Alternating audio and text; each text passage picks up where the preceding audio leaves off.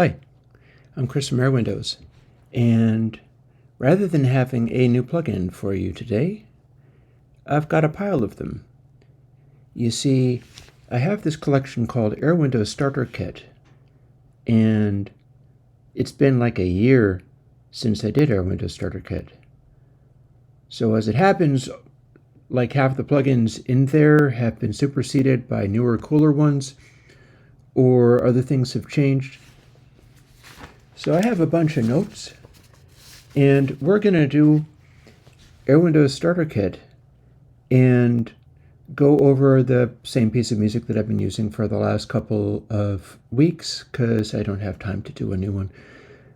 But we're going to reconstruct the mix that I had, or at least reconstruct some kind of mix using only the plugins in Airwindows Starter Kit. And I'll show you how they all go, and we'll walk through putting together a mix using this stuff.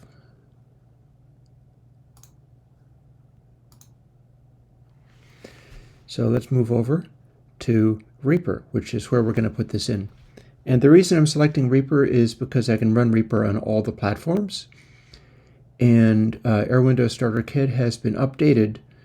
It's got signed AU and VST plugins. My assumption is if you're running an older machine, you're probably not a starter. And so you can just pick out these plugins from the regular collections. They're all available with everything. But the Starter Kit now includes both Linux VST and ARM64 Linux VST for the Raspberry Pi. But this is not the Raspberry Pi we are looking at. This is rather too loud, and that's because this is raw audio. Let's pull this gain level down.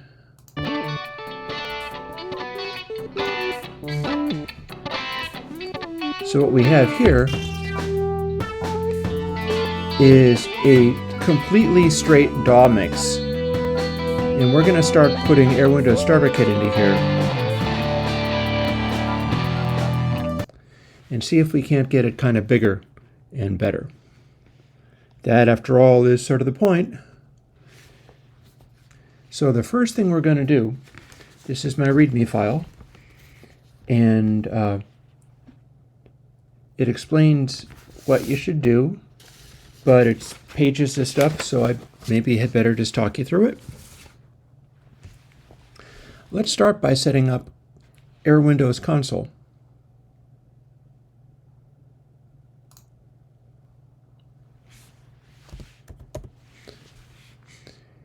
Now, I don't actually have Starter Kit as the only plugins in here,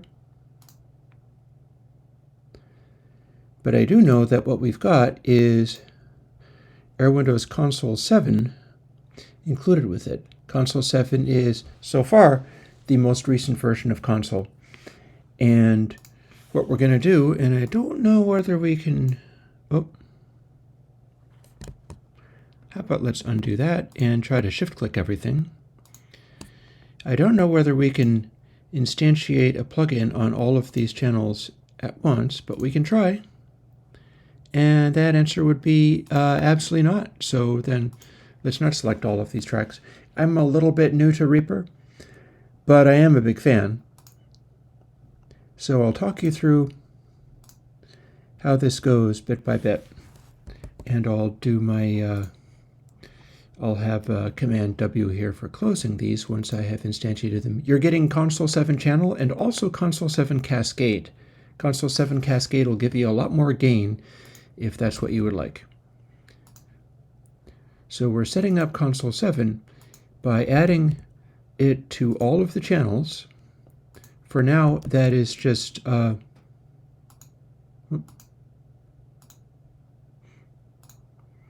I'm going to try to make sure that I am actually doing this.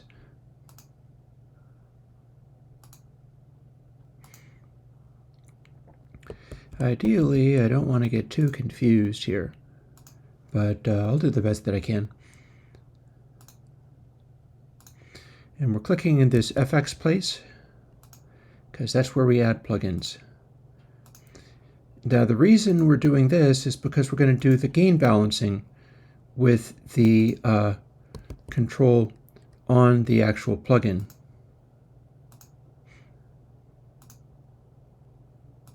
You have to remember to hit add each time.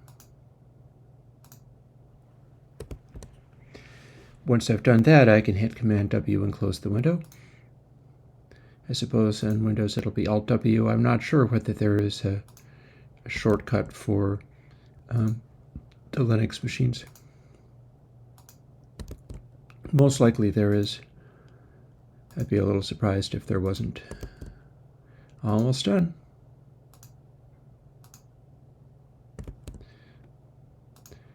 So once we've got that done, and remember I got to add, we're going to go on the master bus. I have told the master bus to be, actually that's not where you find it, but I've told it to be on the right.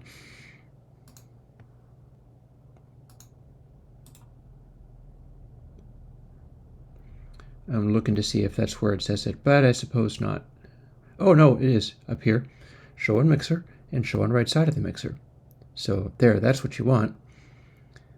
And this is a weird sized window because I had a special plugin in here, but we're not going to worry about that right now. We're going to stick to stuff that is in Airwindows Starter Kit, and we're going to have Console 7 bus, and then we're going to add a couple of more.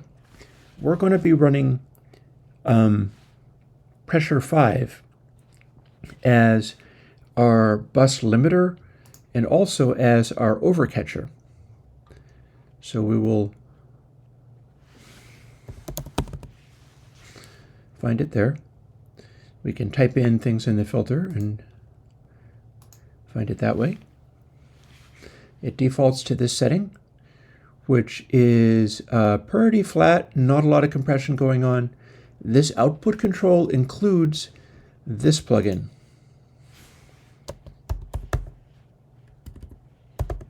He says as he makes it go away. There we go. Now, as you can see, Clip Only 2 doesn't have any controls on it, but it is a good overcatcher for if you like boost into that and need to control things. If you just took the raw output of Console 7 bus, it should actually be limited to 0 dB maximum full scale, but not in a nice way, which is why we have Pressure 5 here. Pressure 5 gives us a little more, and we have this output control which we can boost into the Clip Only 2, which is part of Pressure 5. And then lastly, we're going to add one more thing. We're going to add monitoring.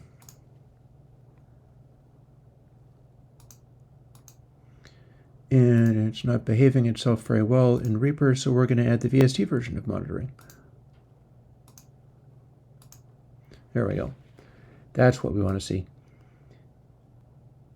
Now this has a variety of functions. Monitoring is our final output for the track. And what this is going to do is it'll give us 24-bit. If we want to export a CD, we can dither to 16-bit this way. We have a variety of audio tests, which I'll run you through very quickly once I get this going. All the way to tone check things, headphone emulations, and voice trick.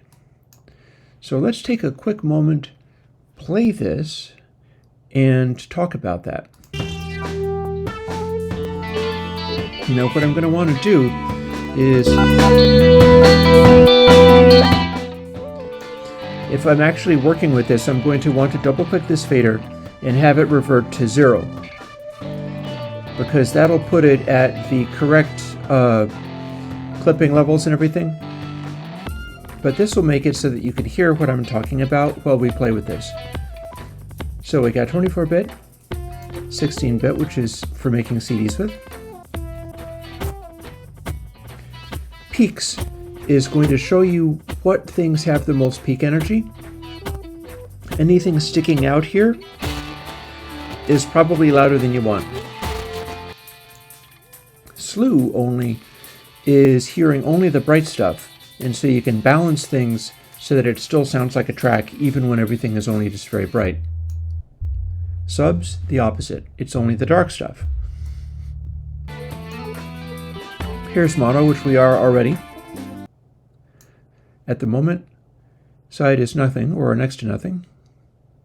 We can double click on this pan pod and send it to actually the middle. Vinyl is slightly band limited. Orat is more band limited, like an Orotone speaker might give you. And mono-lad, it's Orotone speakers on one side or the other. Phone is even more band limited. And then these are increasing levels of crossfade, which we're not hearing right now because this is a mono mix at the moment. And then V-Trick, what this is everything is converted to mono and then the phase is flipped on one of the sides. The purpose of V-Trick is if you want to sing a lead vocal over the track as it's playing back and you're in the recording studio midway between your speakers and you're listening to the speakers without using headphones with the microphone right in front of you, pointed at you. This is a trick that has been used by a lot of people. For instance, Peter Gabriel used this sometimes and was doing a simple SM57 or 8 or something like that. But it works on a lot of different things. You want to get right on top of the mic if you're using voice trick. And it's very much for if you can't sing over headphones, or if you perform better if you don't have headphones. And that's what V-Trick is. Let's also fool with pressure a little bit, since we're talking about this, and then we'll start getting into all the other plugins. And I'll find ways of demonstrating them all. Firstly, here's pressure.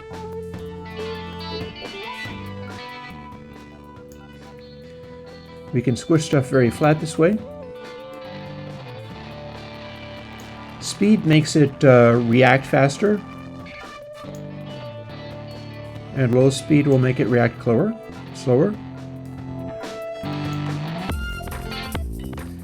Mewiness lets you set it between a sort of very mew style behavior, which is kind of limiter-like, or the inverse, which is kind of like a New York style compression, but we don't need to worry about this very much. You can just leave it at full mewiness and set it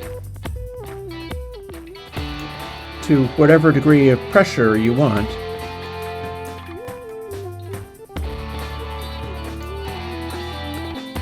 And remember how output has clip-only built into it? You can slam your track really hard this way and still get a pretty respectable tone, but you probably don't want to slam it that hard.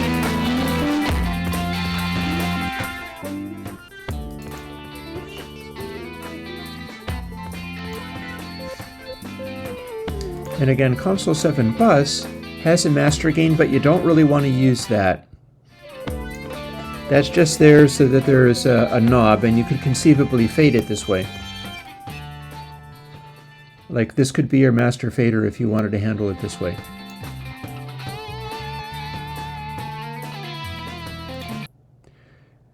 So now, what else shall we do?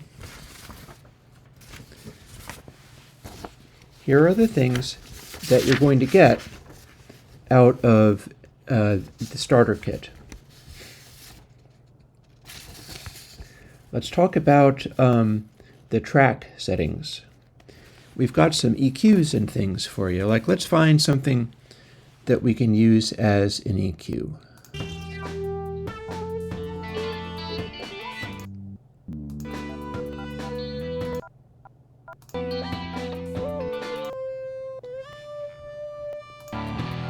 And let's maybe find something with some guts to it.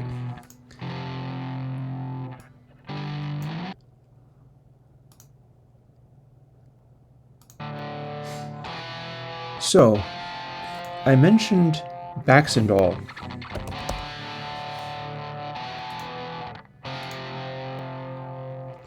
Here's Baxandall.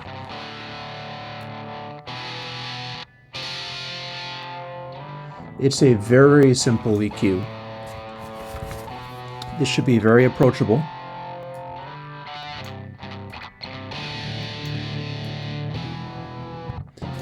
It's kind of Airwindowsy in that it has some saturation in it.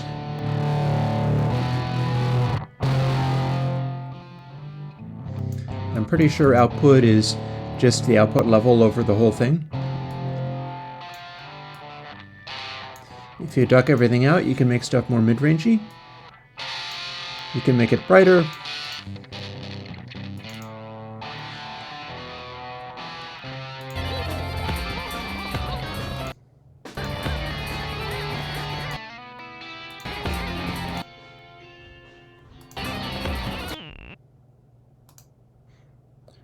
Don't mind me, just finding sounds. Let's see.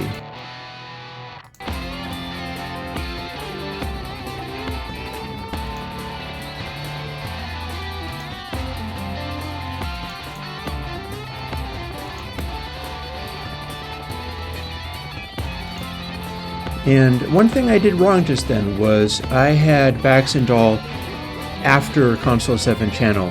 You want to have that before. Let's find that symbol.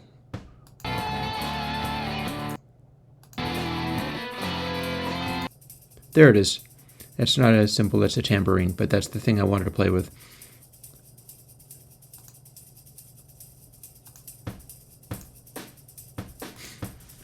And we've got a couple of samples here for the drums. So how about we set this somewhere where we're going to be able to hear it go for a while. And it is track 5. That is the tambourine. So let's add Baxandall, and this time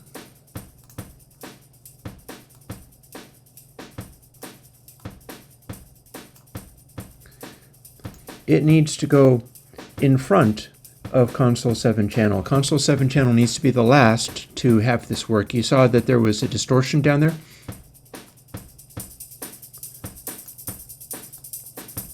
So we can enhance the brightness of the cymbals.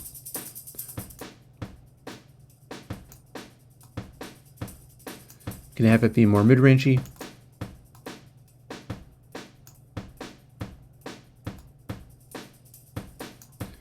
We're turning up the bass, but it's not doing much because it's a tambourine. But that's Baxandall. You can sort of mess with the general tonal qualities of things using this very simple EQ. It's just treble and bass, more or less. And it's fairly well behaved, such as it goes. There might be an update to it coming up, but for now, that is going to be one thing that you can do. But wait, there's more. Let's have a look at Capacitor, but not just Capacitor, Capacitor 2. The original starter kit was using Capacitor, but I have an update to it. And again, that goes in front of the Console 7 plugin. And if we have the low pass,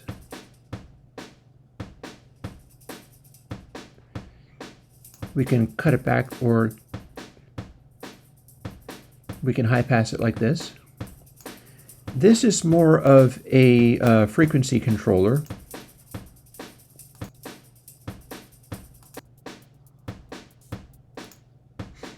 Yeah, that's just another hat. Excuse me while I try to find the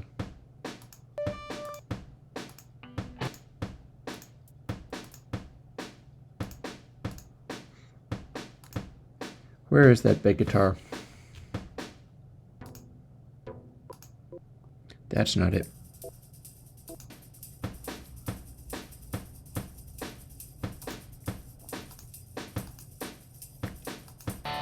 There it is. Okay, so what we're going to do is, rather than worry about having capacitor on the tambourine, let's see what we get out of capacitor on this guitar. And again, we need that to be in front of console. So if you needed to high pass or low pass something like this big guitar sound,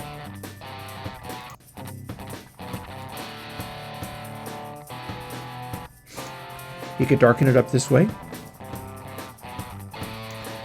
or you can cut out the lows.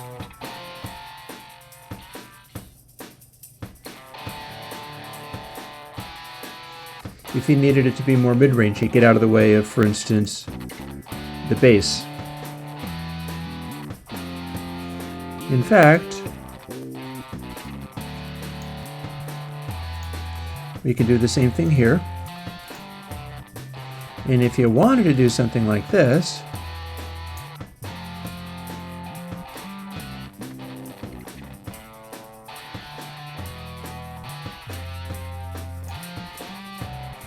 we can make them kind of overlap.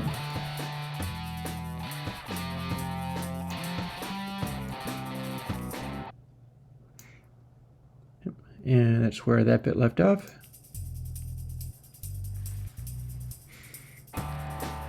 And then we've got this control called non-lin. That's the difference between capacitor and capacitor 2.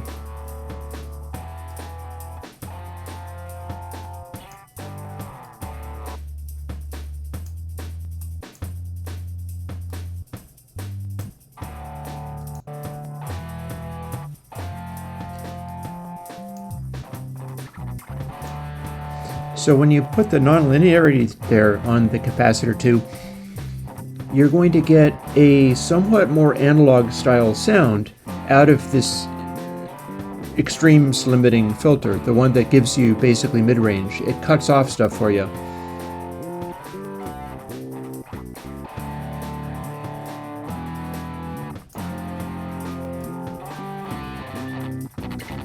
And we can brighten that up again.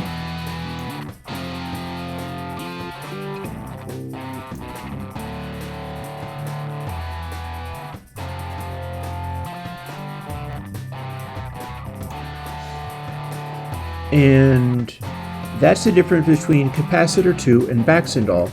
Baxandall gives you a sort of general tilt EQ, and capacitor 2 lets you rein in the frequency extremes in such a way that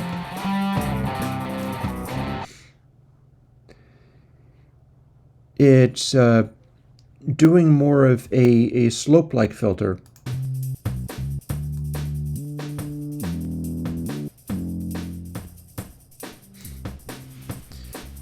And just for fun, let's take it out of both of these.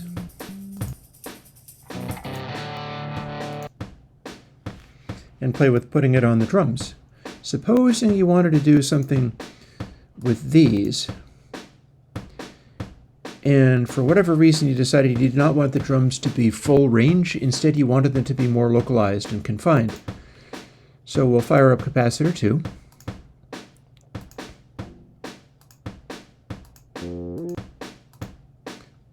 Let's skip that bass.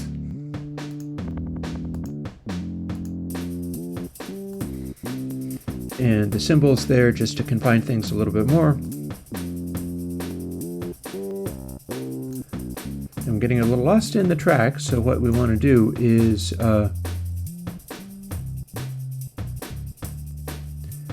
and add it to track 10 also.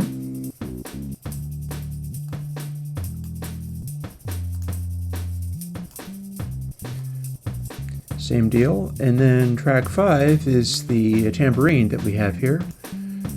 Same deal, add capacitor 2. I'm going to be moving it right back in a moment and closing some of the windows that I'm not using. So back to where everything's playing again.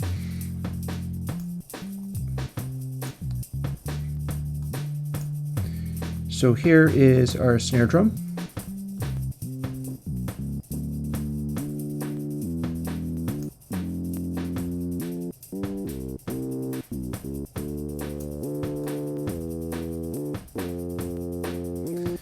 we can give it a lot of nonlinearity. Here's our kick drum.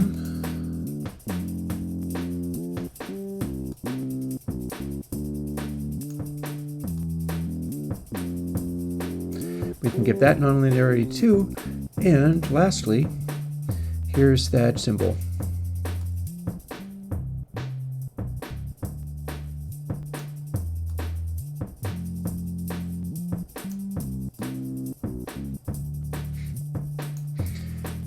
And this is a way that you can isolate sounds into sort of their frequency areas if that's the kind of mixing you want to do. Capacitor will let you restrict the mid-range in such a way where you're cutting away frequency extremes that you might not want.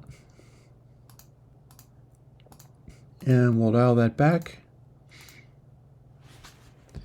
and close these things, because we're going to talk about something else and kind of keep moving. So, focus is also an EQ. Let's fool with that one a little bit.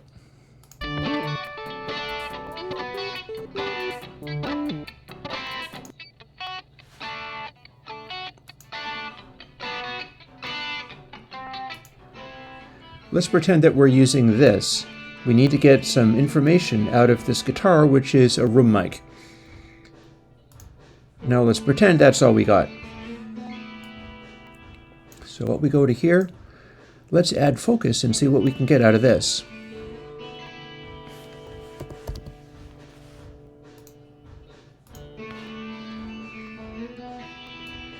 What this is going to do is give us a boost in several different kinds of distortion on just a mid-range frequency.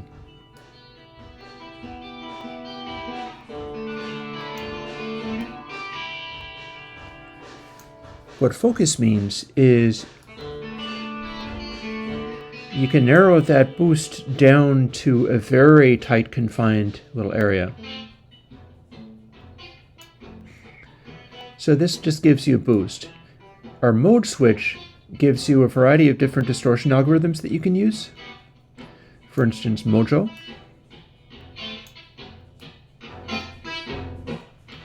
More focus means you are doing a much narrower frequency band, and it's right in the frequency range where your ears can pick it out more easily. And then it is controlled by the distortion algorithm, which is confined to that frequency band only.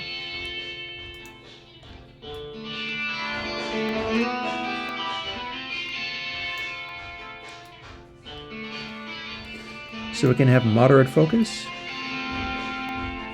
or an extremely wide one, which means we're just boosting everything.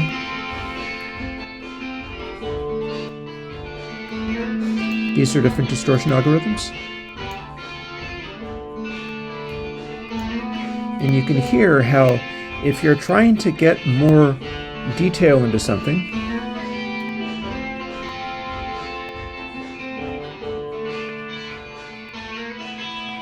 you can zero in on that and get a very clean sort of distorted boost that will give you more clarity and upfrontness on what is a very vague, distant room track.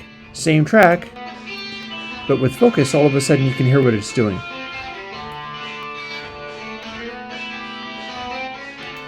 To whatever flavor you want. And of course you can do a more limited amount of boost. And that's what focus will do. You might not want to use it on all of the tracks because it's basically all the same frequency band. That's why you might want to use other EQs for other things. But this is a good one for if you need to spotlight something, or have it sit there being clear, but not really loud in the mix. For instance,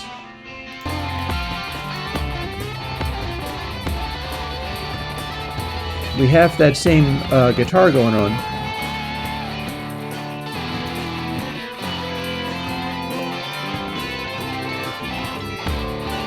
And now you can kind of hear what it's doing, whereas without it, it's gone. Focus. You can pick out what it's doing now.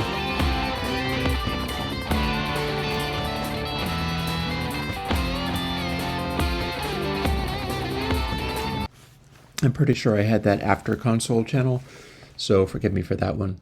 I'm just trying to get a mix together and show you how all these things work. So, Pressure 5, we've already talked about Pressure 5. DeBess, these are all things that you might have on your channel. Let's show you what DeBess can do. I'm going to go and find that tambourine.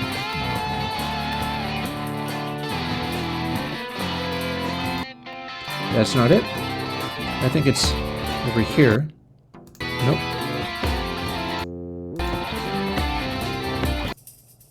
There we are. So, let's go and see what DeBess does. DeBess, D-E-B for DeBess, is a de-esser. Now, I don't have any vocals in this track, but the tambourine ought to be able to produce high enough frequencies that we can hear what it does. So, we've got intense, sharp, depth, and filter. This is a plugin that confuses people quite a lot. And we've got sense, which is S or Vox.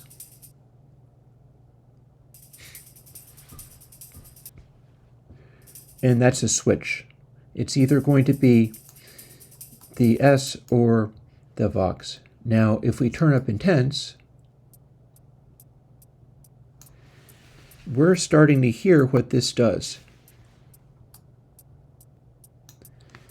That is triggering on high-frequency sounds that are loud enough to make it trigger. Sharp zeroes in on how tightly it tracks onto just only S's. Depth is how much of it you get.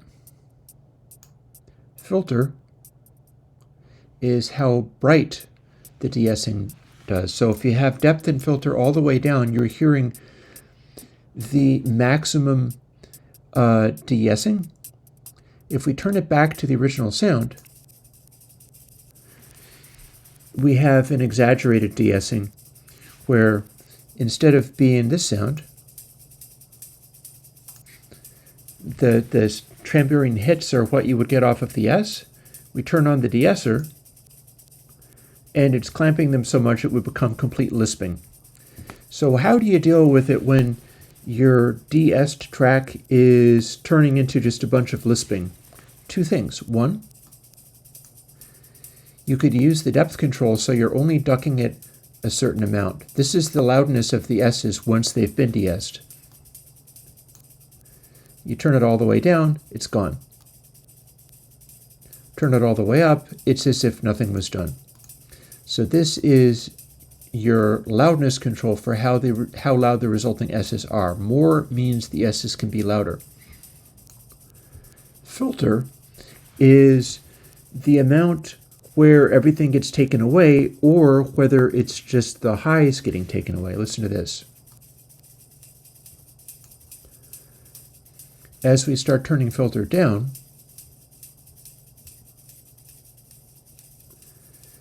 those loud bits are now a lot darker. So a way that you can work with this, firstly set it so that the intensity is triggering on S's and only S's, and then start dialing in this other stuff. For instance, less filter if you're looking to have the S's go a lot darker. Less depths if you need to make them a lot quieter.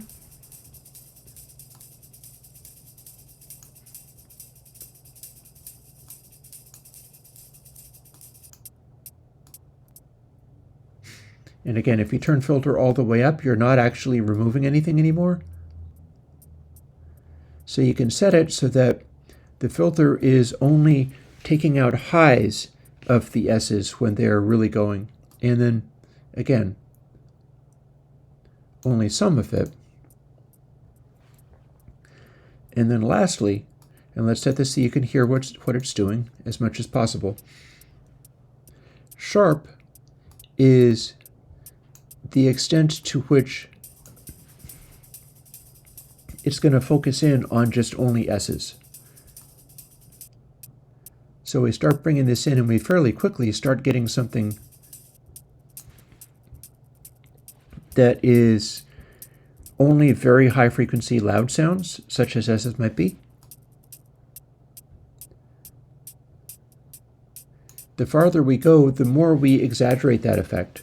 It also eats more CPU when you turn sharp up, so if you're concerned about sparing CPU, you might want to use less of it.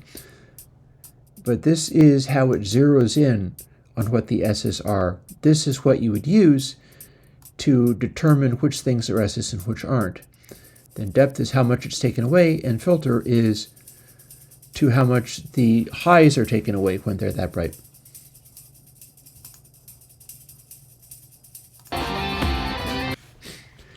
That is the use of DeBess, or Airwindows DS in its final version.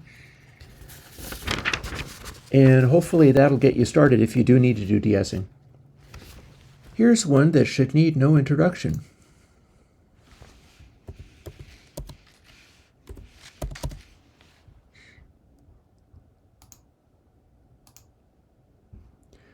PurestGain is a gain control.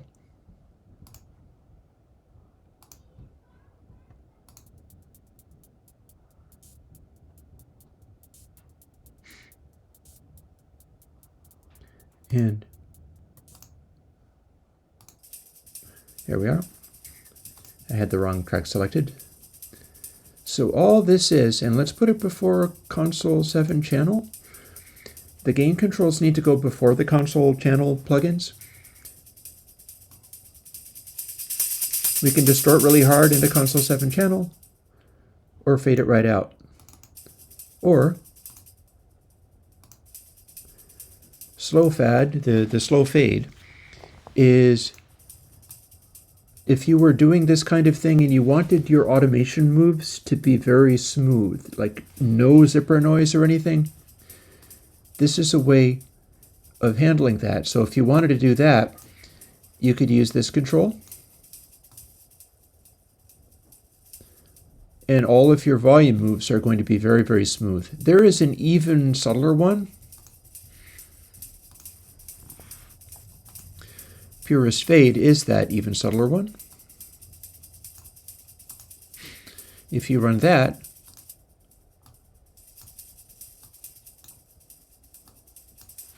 you can just about click on 0 and have it do a nice fade out for you. It is set up so that if you do smaller motions, it can try to compensate that for you, but if you do a big motion, you can just about do an automatic fade this way. That is not part of Airwindows Starter Kit, but it's kind of the same sort of thing as PurestGain. PurestGain is also smoothed on the lower slider, the fade control. Both of those gain controls work, by the way. So if you have a setting on the top one and you want to fade it, but then go back to the previous setting, you can use the fade control to do that. They are just gain controls that are good sounding gain controls. So we've already talked about console 7, but let's also talk about console 7 Cascade.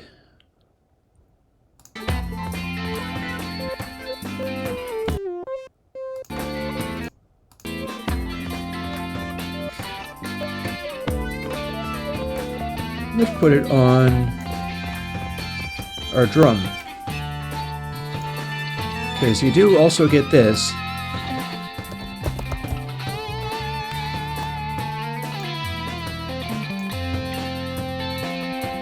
So we're turning off console 7 channel and turning on console 7 Cascade. You can do this.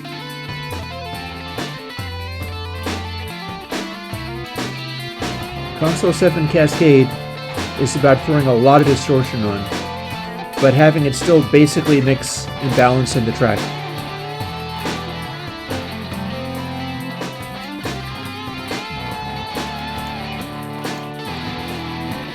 Whereas console channel, you can get a little boost, but that's not really a lot of boost.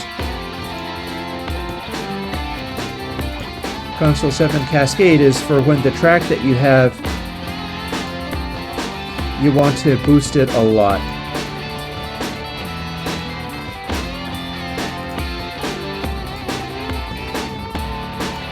For instance, now we have that. On the kick sample and the snare sample.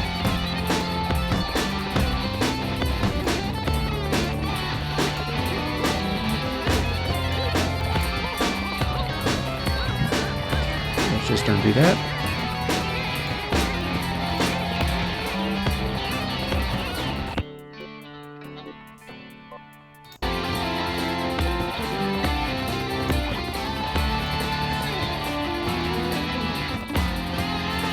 And as you can hear, we're back on the regular console,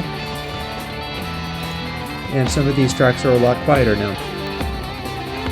So that is what Console 7 Cascade is for. It's for when you want to throw a lot of gain on whatever track it is and have it distort like it's being cranked out in a mixing console or whatever. I've got stuff that's not starter kit stuff for that as well. For instance, you could look into the Mac AU or Mac AQ for that same effect. But we've also got something else interesting, and you may or may not find a lot of use for this. But if you're using third-party plugins and using other folks' stuff, and you're running at escalated sample rates, it might become relevant to you.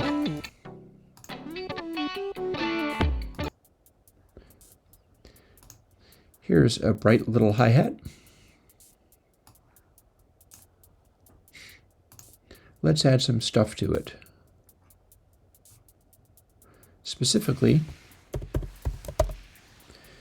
this is a plugin that you can add. Hypersonic has no controls, and it is for if you're taking a track and let's say you're distorting it in some kind of way, like, for instance, and this is mostly if you're using other people's plugins and they're distortion plugins that are naive and will give you aliasing. Let's fake it with a plugin of mine that doesn't have so much aliasing. Here, channel. Channel is a plugin that you can have, and we'll be able to distort it.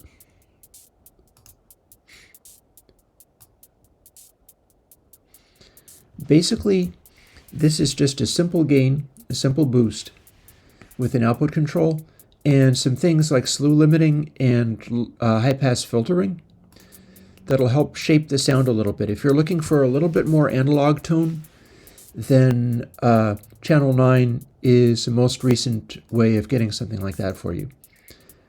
Thing is, if you're using somebody else's distortion plugin and it's producing aliasing, and you're running at a high sample rate, you can engage Hypersonic, which has no controls, and it will filter the supersonic frequencies and make there be less aliasing. You can put this anywhere you need it, because you're not going to hear directly what it does. It's just filtering out supersonic frequencies so they don't cause aliasing in the rest of your mix. That's why that's there.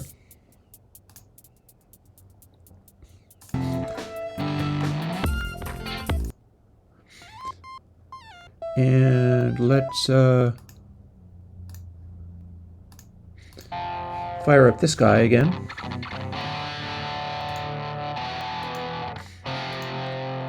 And we're going to listen to what channel 9 sounds like on this guitar. You can kind of hear it a little bit already.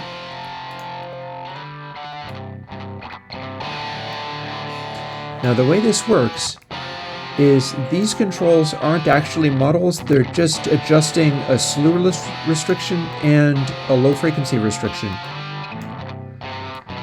characteristic of these console types. So your SSL, that's going to be kind of a little brighter and harsher. We've also got some more primitive desks, which are roll off a little bit lower. And you'll get a slight tonal coloration in here, which does not hurt the sound. And drive goes from 0 to 50%. 50% is actually, it goes to 100 and then 200%. 100% means you're going into spiral, that distortion algorithm, and 200% is you're going into the density distortion algorithm. So this basically manages how big, fat, and saturated your sound is, and you get a continuous motion. So, kind of more big and fat, and then even more so.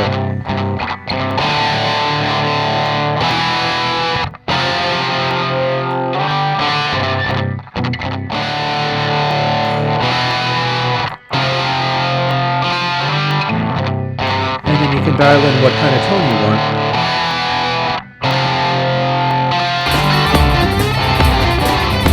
It'll really help stuff stand out in the mix. Actually, I've run that after console 7 channel, so forgive me for that.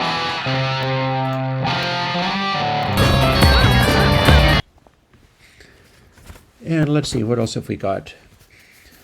That was channel 9. We've also got another plugin that can give you a certain amount of analog mojo. Some of these I'm including like Hypersonic and Interstage simply because you can't do any harm with them. Like, this is the kind of stuff where if you'd like, you can throw it on for a little more texture and it'll be just fine.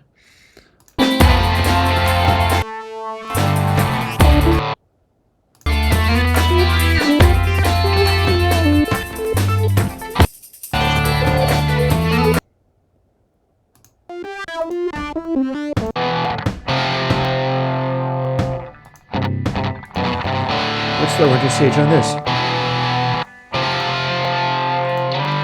Or actually, just for fun,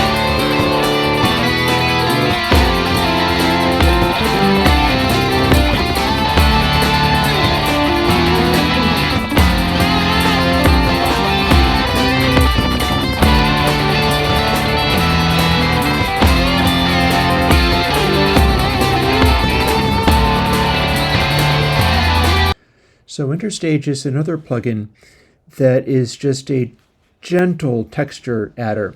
It shouldn't eat your CPU too much, and it should give you just a touch, like if you wanted to sound like you were in an analog desk. And without hurting your sound, it's delicate. Sounds like this.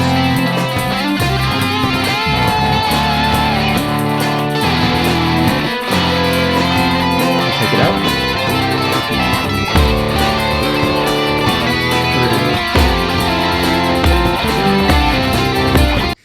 As you can hear, that does not do a lot to the sound. There are no controls. You can just put it somewhere if you're feeling a need to have a slightly more analog-y texture to things.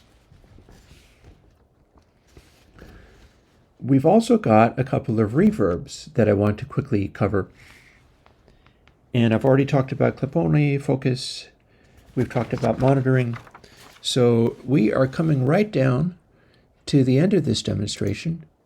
And let's just add another track, which I can do here, I believe. Yep. So now what we can do is, this is the master send, and we'll have this, I guess we have duplicated it, have we? This one's not actually supposed to have, oh, no, hang on. Don't mind me, I did something wrong. I'm trying to make another track, but it seems like it didn't make, oh no, it made it here. That's interesting. Okay, so we move that down to there. Now this is the new track. And if I add something to it, I might add, for instance, Verbity. Verbity is a reverb, and the way you do stuff in Reaper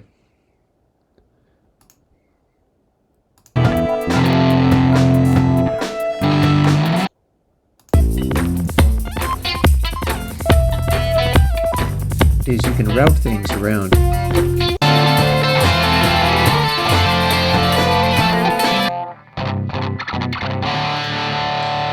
So this little thing that says route,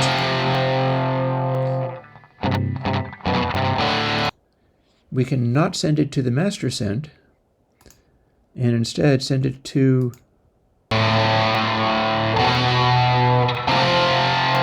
except for all of a sudden we have a reverb.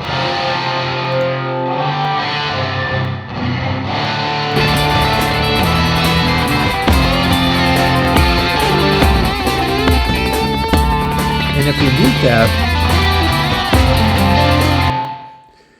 we mute that, all of a sudden it's not coming out of track 7 because we have told it to send only to the master send 17 and not the master send. This is an unusual way of doing reverb sends. It's just the one that I happen to be doing. So you might find somebody else able to give you better advice on that. But that's how I set the other mix up. So it's designed to act a little bit like what I had going on in Bespoke. Anyways, as far as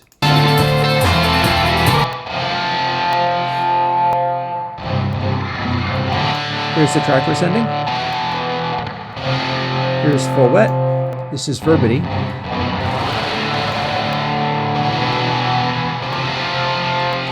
Longness is how much saturation, sustain.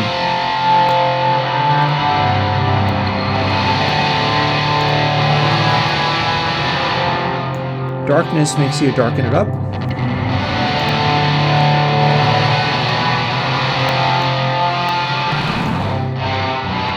Bigness means Verbity can become much smaller. But check this out. Verbity has another trick, and I'm going to point out what it does by comparison to Galactic. Verbity is a dual mono reverb. Watch this.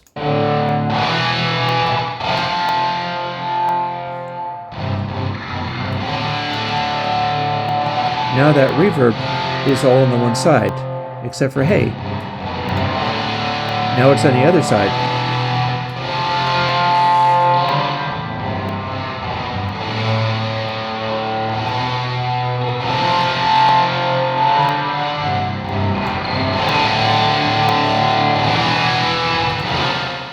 So why would you do this? Verbity is a shorter reverb. You can use it as kind of an ambience. That's with it on longness.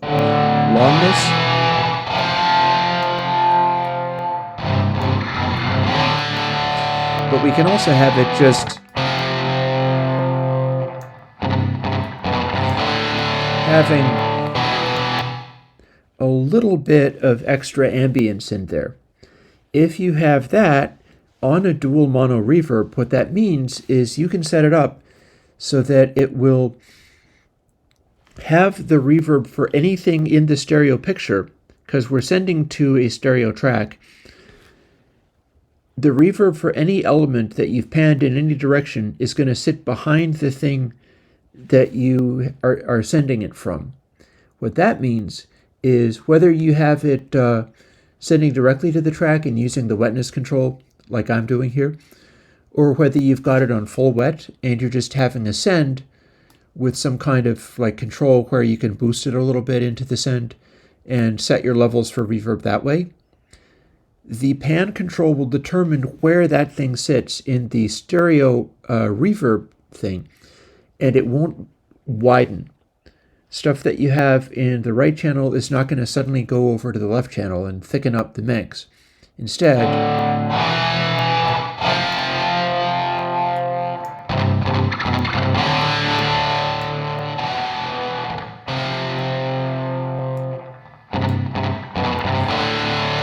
matter what you've got, it's going to have the reverb attached to the sound, which is sometimes what you want an ambience to do. By contrast, here we are on track 17. We have the amazing Galactic.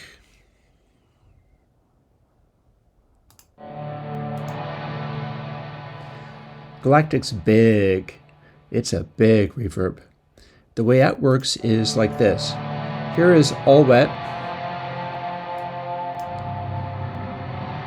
You can see it doesn't matter a lot as to where you place the stereo thing.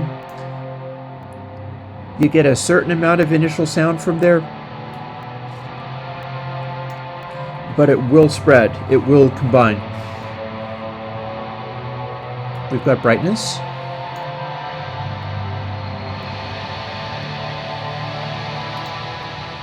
Detune actually determines how much the sound spreads into stereo. If we have detune all the way at 0,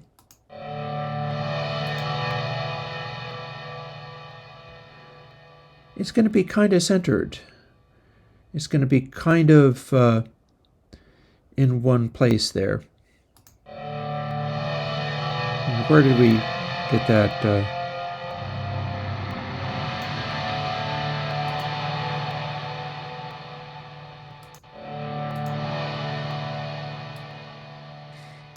Trying to make the pan make sense. So Galactic is deeply, deeply stereo. Now, when we have detune at 0, we don't get as much of a spread. If we have detune very high, we have a really wide, wacky spread. Those are distinct in the stereo channels, and they're going to widen out what's happening.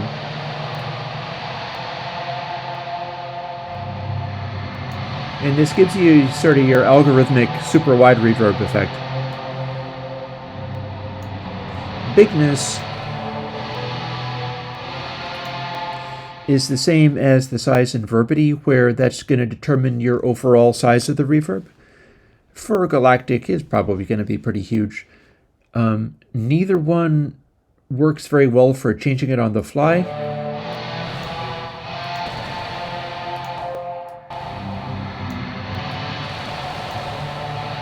It will make a noise, so don't adjust this on the fly unless you want that.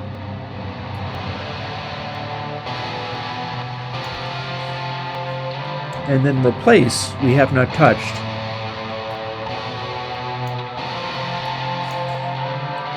Replace is a control that has to do with feedback and how much this becomes an infinite reverb. Check this out. With replace at 1, it's acting like a straight up reverb. It gets longer.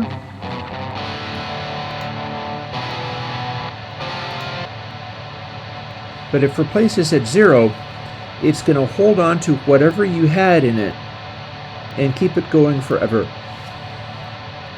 And we can adjust the brightness.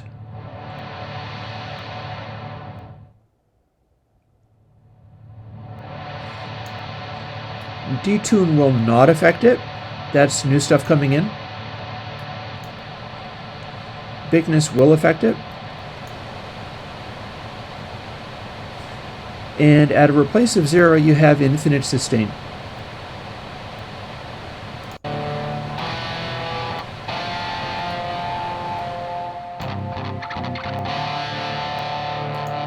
And then it swooped it up a little bit, and now we have it sitting on that sound. If you have just a tiny bit of replace,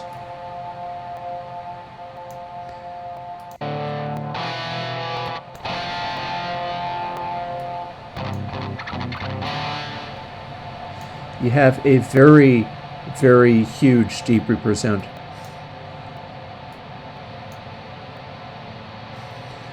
So that's the way you get ultimately huge soundscapes. Full wet, full bigness, and replace down very low. because that's going to have it hang on to its original sounds as much as possible.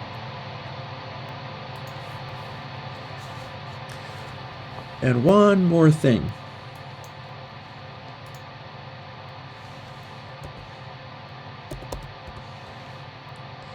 We're including Seriously 2. This is now on the same Reverb extra track as Galactic is on. Check this out.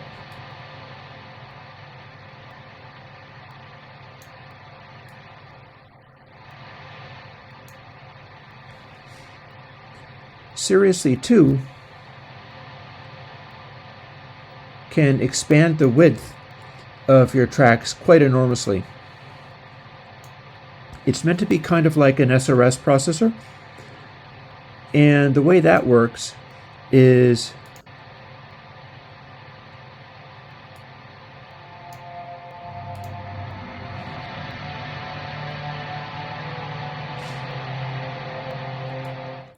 we got our usual controls like level. Q is a kind of psychoacoustic processing that makes things sound like if you're wearing earphones, stuff will sound literally to the sides of you or possibly behind you, etc. And it tightens the filtering of that.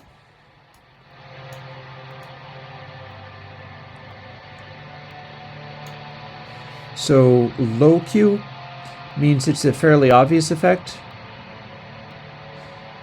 High Q, and it's kind of holographic and psychedelic. And then you can exaggerate the space quite a lot. Now let's use monitor. The way this works is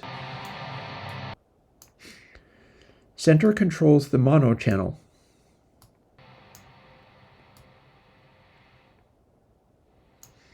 And you have a pretty full on and off section there.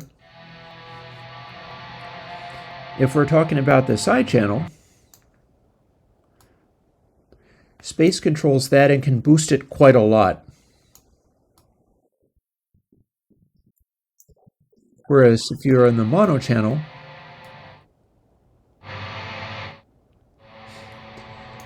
boosting space isn't boosting mid, it isn't boosting the center. So you want to be cautious with this. A reasonable setting is probably somewhere in here, but you adjust this until it sounds huge and wide and crazy, and that's why I included it, because Galactic likes having it on there.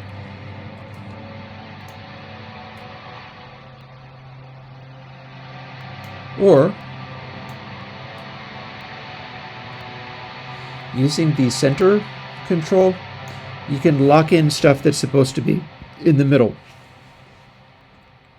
and it'll give you that kind of sound.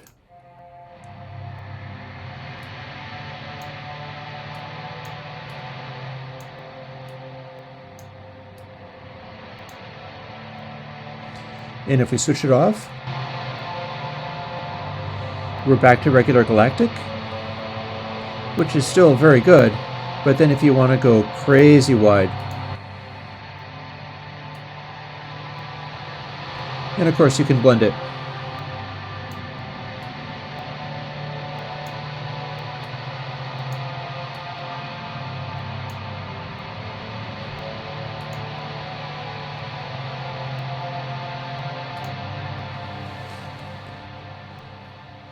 And there you have it.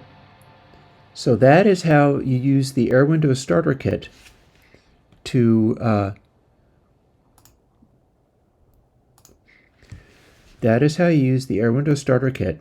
put together a mix and do something with it. There's a bunch of plugins in there, and hopefully they will come in useful. And it's helpful to start with stuff like that, which isn't too overwhelming, rather than get buried in the sheer number of plugins that I put out, because there's like close to 300, maybe not right at 300, but it's well over 250 at this stage. And you don't have to dig through all of them. You can just start out with Airwindows Starter Kit, and this video can hopefully give you a start as to how you set that up. And then if you're looking for anything else, then, well, ask, or find whatever secret weapon plugin you might want out of the Airwindows stuff. It is all free because this is all Patreon supported, and it's open source. So people can use the code to build their own things with.